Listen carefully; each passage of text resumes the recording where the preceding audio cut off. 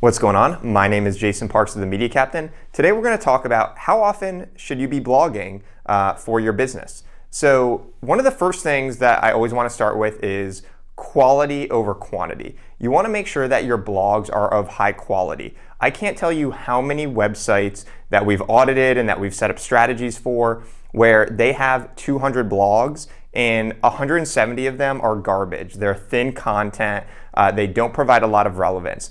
One of the most common misconceptions in SEO is that writing a lot of blogs helps with your SEO. That couldn't be further from the truth. When you have thin content, which is where there's not a lot of text and verbiage in a blog, it can actually hurt your SEO. So focus on quality over quantity. I would much rather have one fantastic blog post per month than 5 mediocre ones, because Google is going to recognize the one great blog post.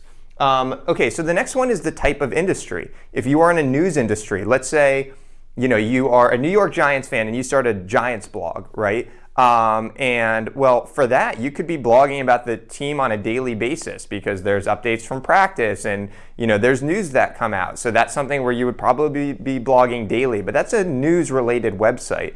For if you're in B2B, there's not going to be as much news. There's still a lot of things that you could write about, but you just have to analyze what industry you're in. So there's some where it could require a daily blog post, but for the majority, it's not that much. And I'm going to get further into that. So just analyze the type of industry that you're in. The other one is the resources. So who's going to be writing the blog content? Who is the expert in-house for you, or who are you hiring? So don't be overly ambitious and try and write 25 blogs if you don't have the resources to execute on that. So if you're the owner of the business and most likely you're really knowledgeable, it could be you that's writing the blogs, and maybe you only have the bandwidth to write 1 to 2 blogs. But something that we see with blog writing is that the whole strategy can get derailed if somebody is overly ambitious. So set up realistic goals based off of the resources that you have.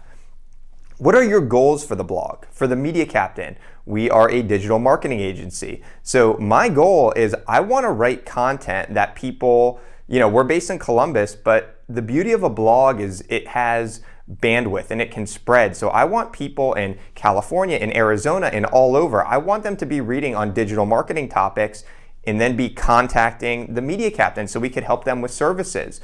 We worked with an endodontist and they were writing a lot of blog posts and they were getting a ton of traffic. But what was the purpose of that? You could get backlinks from those blogs, which is great, and that was a part of the strategy.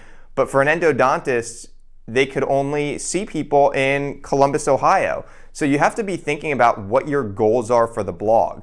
It frustrates me when I see agencies out there that are writing blog posts and charging for it for a business where blogs might not be that advantageous. So you have to think of what are the goals and clearly map that out. When you are an industry expert and you're writing content, really the goal should be for people to find the content and be able to contact you, because ultimately they'll want to leverage your expertise. But be thinking about what the goals are.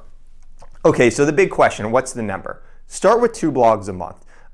That is a great starting point, and that will help you focus on quality over quantity. So 2 blogs per month, strategically select topics, and that's a great starting point. You don't have to be writing 10 or 15.